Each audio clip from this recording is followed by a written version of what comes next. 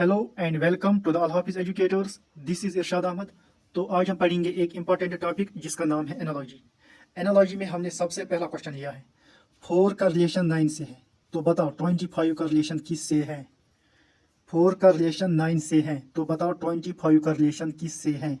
Option A 49, option B 126, option C 36, option D 51, option E 30 and option F is all of these. हमारे पास 6 option है, हमें correct option tick करना है। हमें करेक्ट ऑप्शन टिक करना है। वीडियो को आप पॉज करो और ये क्वेश्चन सॉल्व करने की कोशिश करो।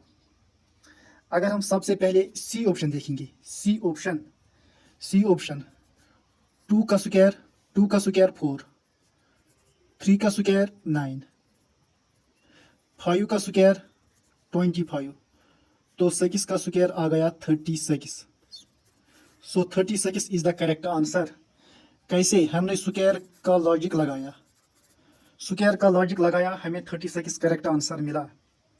अगर हम ऑप्शन डी देखेंगे, ऑप्शन डी 4 को अगर हम मल्टीप्लाई करेंगे 2 से +1 आ गया 9। 4 को अगर हम 2 से मल्टीप्लाई करेंगे तो बन गया 8 + 1 आ गया 9। सिमिलरली अगर हम 25 को 2 से मल्टीप्लाई करेंगे +1 आ गया 51। सो 51 इज द करेक्ट आंसर। कैसे? हमने मल्टीप्लिकेशन का लॉजिक लगाया। ऑप्शन ए इज करेक्ट अगर हम स्क्वायर का लॉजिक लगाएंगे। ऑप्शन डी इज करेक्ट अगर हम मल्टीप्लिकेशन का लॉजिक लगाएंगे। तो हमारे पास 2 ऑप्शन है जो कि हमने लॉजिकली करेक्ट करवाया इस क्वेश्चन को। अगर हम ऑप्शन ई देखेंगे, ऑप्शन ई कैसे? अगर हम 4 को ऐड करेंगे 5 बन गया 9। सिमिलरली अगर हम 25 को ऐड करेंगे 5 तो आ गया 30, तो यहाँ पर 30 भी है।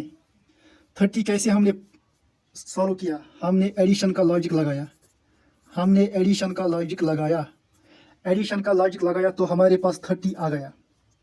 अगर हम ऑप्शन बी देखेंगे, ऑप्शन बी अगर हम 2 का क्यूब देखेंगे, 2 का स्क्वायर देखो आप, 2 का स्क्वायर 4, 2 का स्क्वायर 4, 2 का स्क्वायर 2 का क्यूब +1, 2 का स्क्वायर 4, 2 का क्यूब 8 + 1 आ गया 9। सिमिलरली ये 5 का स्क्वायर है, अगर हम 5 का क्यूब +1 करेंगे, देखो 2 का क्यूब 4, 2 क्यूब 8 + 1 आ गया 9। यहाँ पर 2 स्क्वायर था, ये 5 का स्क्वायर है। 5 का स्क्वायर 25, 5 का क्यूब +1, 5 का क्यूब 125 +1 आ गया 126। सो 126 इज द करेक्ट आंसर। हमने कौन सा लॉजिक लगाया? क्यूब का लॉजिक लगाया, 126 हमने पाया। अगर हम 49 देखेंगे, 49 कैसे? 2 का स्क्वायर 4, 3 का स्क्वायर 9, 5 का स्क्वायर 25, 7 का स्क्वायर 49। कैसे? 2 के बाद 3 प्राइम नंबर आता है, 5 के बाद 7 प्राइम नंबर आता है, 2 के बाद 3 प्राइम नंबर और उनका स्क्वायर, 5 के बाद 7 प्राइम नंबर और उसका square 49। So 49 is the correct answer. कौन सा लॉजिक? हमने प्राइम का लॉजिक लगाया। अगर ये आंसर भी करेक्ट है, ये आंसर भी करेक्ट है, ये आंसर भी करेक्ट है, ये आंसर भी करेक्ट है, ये आंसर भी करेक्ट है, तो ऑल ऑफ दिस भी आ गया। तो हमारे पास एक सिंगल क्वेश्चन था, उसके 6 ऑप्शन करेक्ट हो गया। तो प्रॉब्लम ये है, इन 6 ऑप्शंस में से हम किस ऑप्शन को मार्क करेंगे? यही दिक्कत है एनालॉजी की। हमें एनालॉजी में एक क्वेश्चन के मल्टीपल आंसर मिल सकते हैं। अगर हमारे पास मल्टीपल आंसर्स मिलेंगे तो हम किसको टिक करेंगे? इसीलिए हम एनालॉजी के क्वेश्चंस को हम प्रायोरिटी बेसिस पर करते हैं। प्रायोरिटी बेसिस हमें सबसे पहले देखना पड़ता है प्राइम। जैसे यहाँ पर प्राइम का लॉजिक लगा, हमें प्राइम को टिक करना है और बाकी सारे ऑप्शन गलत हो गए। अगर प्राइम का ऑप्शन हमें नहीं मिला, प्राइम का लॉजिक हमें नहीं मिला, तो हमें दूसरे प्रायोरिटी देखना है क्यूब का। अगर क्यूब से भी हमें आंसर नहीं मिला तो हमें तीसरे पर देखना है स्क्वायर। अगर स्क्वायर से भी हमें नहीं आंसर मिला तो हमें चौथे नंबर पर देखना है मल्टीप्लिकेशन या डिवीजन। अगर इससे भी आंसर हमें नहीं आया तो हमें फिफ्थ पर देखना है एडिशन या सब्ट्रैक्शन। अगर इससे भी हमें आंसर नहीं आया तो हमें देखना है इलॉजिकल, तो हमारा क्वेश्चन इलॉजिकल होगा।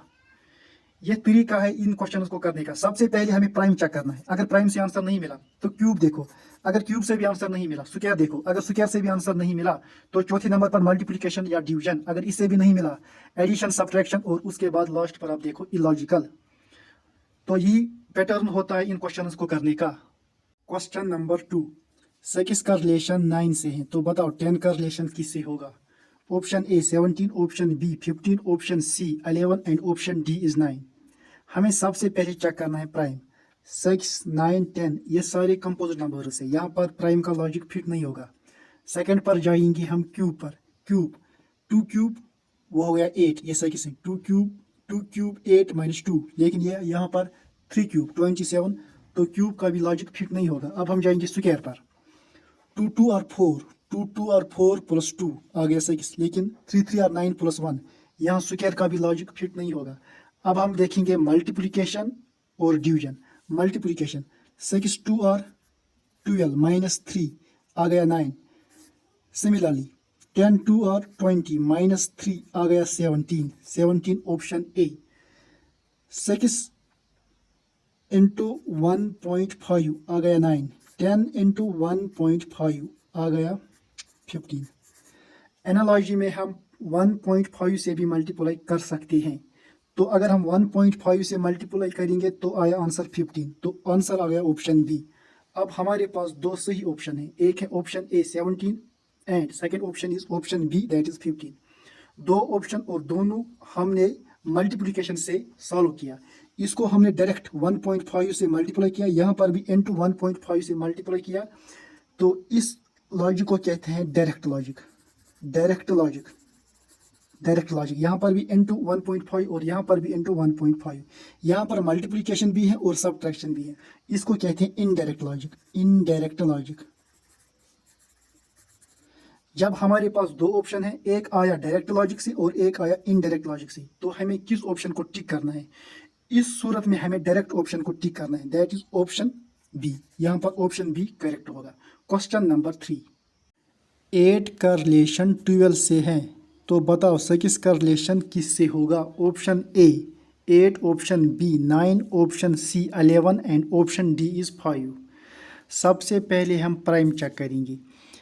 8 12 ये तो कंपोजिट नंबर्स हैं, 6 भी कंपोजिट नंबर्स हैं, यहाँ पर प्राइम का लॉजिक बिल्कुल भी नहीं आएगा। उसके बाद देखेंगे हम क्यूब 2 क्यूब 8, लेकिन 12 और 6 किसी का क्यूब नहीं है, मतलब कि क्यूब का लॉजिक भी यहाँ पर फिट नहीं होगा। अब हम जाएंगे स्क्वायर पर।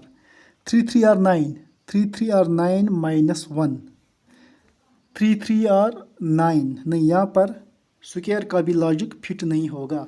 अब हम देखेंगे मल्टीप्लिकेशन 8 इंटू 2 आ गया 16 माइनस 4 आ गया 12। सिमिलरली 6 इंटू 2 आ गया 12 माइनस 4 आ गया 8 मतलब कि ऑप्शन ए हमारे पास 8 है। अगर हम करेंगे 8 इंटू 1.5 आ गया 12। सिमिलरली अगर हम यहाँ पर भी 1.5 से मल्टीप्लाई करेंगे तो यहाँ पर आएगा 9, मतलब कि ऑप्शन बी। अब दो ऑप्शन हमारे पास आ गया, एक आ गया यहाँ पर हमने डायरेक्ट मल्टीप्लाई किया इंटू 1.5 से, इसको कहते हैं डायरेक्ट लॉजिक। यहाँ पर मल्टीप्लिकेशन भी है, यहाँ पर सब्ट्रैक्शन भी है, मतलब कि ये इनडायरेक्ट लॉजिक है। जब दो ऑप्शन हमारे पास आ गया, एक आ गया डायरेक्ट लॉजिक से और एक आया इनडायरेक्ट लॉजिक से, तो हमें पता है प्रेफरेंस मिलेगा डायरेक्ट लॉजिक को, मतलब कि 9 इज द करेक्ट आंसर।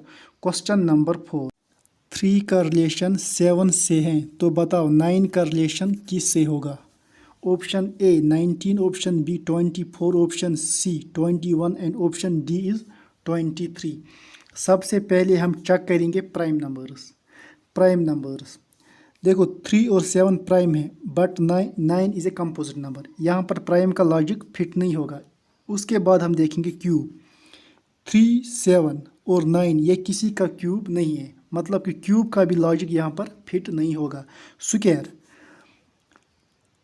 9 3 का स्क्वायर है, बट 3 और 7 किसी का स्क्वायर नहीं है, मतलब कि स्क्वायर का भी लॉजिक यहाँ पर फिट नहीं होगा। अब आएंगे हम मल्टीप्लिकेशन पर। मल्टीप्लिकेशन पर अगर हम 3 को मल्टीप्लाई करेंगे 2 से, 3 2 और 6 प्लस 1 आ गया 7। सिमिलरली अगर हम करेंगे यहाँ पर भी मल्टीप्लाई 2 प्लस 1, 9 2 और 18 प्लस 1 आ गया 19, मतलब कि ऑप्शन ए हमारे पास 19 आ गया। अगर हम यहाँ पर मल्टीप्लाई करेंगे 3 से, 3 3 और 9 माइनस 2 करेंगे आ गया 7। अगर हम यहाँ पर भी मल्टीप्लाई करेंगे 3 से, 9 3 और 27 माइनस करेंगे 3 आ गया 24। यहाँ पर हमने मल्टीप्लाई 2 किया प्लस 1 किया, यहाँ पर हमने मल्टीप्लाई 2 किया प्लस 1 किया, जो हमने यहाँ किया वही हमने यहाँ किया। इसको कहते हैं हम सेम लॉजिक। सेम लॉजिक यहाँ पर हमने इंटू 3 किया, यहाँ पर हमने इंटू 3 किया, लेकिन यहाँ पर हमने माइनस 2 किया, यहाँ पर हमने माइनस 3 किया। इसको कहते हैं हम सिमिलर लॉजिक। सिमिलर लॉजिक अगर हमारे पास दो ऑप्शन है, एक आया सेम लॉजिक से और एक आया सिमिलर लॉजिक से, तो हमें प्रेफरेंस देना है सेम लॉजिक को, मतलब कि यहाँ पर ऑप्शन ए को हम टिक करेंगे। लेकिन अगर सपोज हमारे पास यहाँ पर 19 ना दिया गया हो तो हमें ऑप्शन बी दैट इज 24 को टिक करना है। अब हम जाएंगे क्वेश्चन नंबर 25 का रिलेशन 625 से है, तो बताओ 35 का रिलेशन किससे होगा। सबसे पहले हम प्राइम चेक करेंगे। प्राइम्स 25 625, यहाँ पर प्राइम का कंसेप्ट बिल्कुल भी नहीं लगता। उसके बाद हम जाएंगे क्यूब पर। क्यूब अगर हम 4 का क्यूब देखेंगे 64, 5 का क्यूब देखेंगे 125, यहाँ पर क्यूब का भी लॉजिक नहीं लगता है। उसके बाद देखेंगे हम स्क्वायर। स्क्वायर ये 5 का स्क्वायर है, 5 का स्क्वायर 25, लेकिन 35 किसी का स्क्वायर नहीं है, मतलब कि स्क्वायर का भी लॉजिक यहाँ पर फेल हो गया। अब हम देखेंगे मल्टीप्लिकेशन। मल्टीप्लिकेशन अगर हम 25 को मल्टीप्लाई करेंगे 25 तो आ गया 625। सिमिलरली अगर हम 35 को भी मल्टीप्लाई करेंगे 25 से तो आ गया 875, मतलब कि option C is the correct answer. लेकिन इस क्वेश्चन को हम बाय इलॉजिकल भी कर सकते हैं। देखो कैसे, यहाँ पर 25 और यहाँ पर भी 25, 25 यहाँ पर भी 25 यहाँ पर भी, मतलब कि 6 जो है ये एक न्यू नंबर है, ये एक न्यू नंबर है। सिमिलरली अगर हम 35 यहाँ पर भी हैं, 35 यहाँ पर भी मैं लिख सकता हूँ। न्यू नंबर यहाँ पर था 6, ये 6 मैं यहाँ पर भी लिख सकता हूँ, मतलब कि यहाँ पर आ गया 635। 635 इज़ द ऑप्शन डी। मतलब कि यह क्वेश्चन मुझे बाय इलॉजिकल भी सॉल्व हो गया और यह मुझे मल्टीप्लिकेशन से भी सॉल्व हो गया। मुझे पता है मल्टीप्लिकेशन को प्रेफरेंस मिलेगा, तो यहाँ पर option C is the correct answer. लेकिन अगर ऑप्शन सी यहाँ पर एब्सेंट होगा तो option D is the correct answer. अब हम क्वेश्चन नंबर 6 देखेंगे। 345 का रिलेशन 12 से है, तो 179 का रिलेशन किससे होगा। Option A 14, option B 15, option C 16 and option D 17। JKPSI में यह क्वेश्चन पूछा गया था। सबसे पहले हम प्राइम का लॉजिक चेक करेंगे। 345 composite number, 12 composite number, that means prime का लॉजिक यहाँ पर फिट नहीं होगा।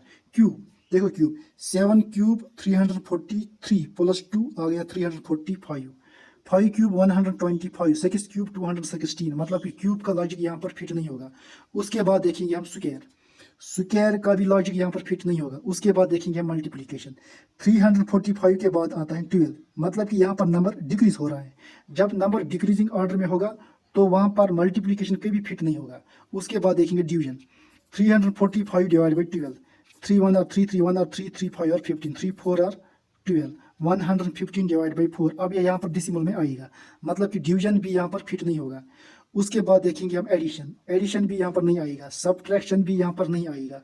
क्या ये क्वेश्चन इलॉजिकल है। देखो 3 + 4 + 5 इक्वल टू 12। सिमिलरली 1 + 7 + 9 आ गया 17।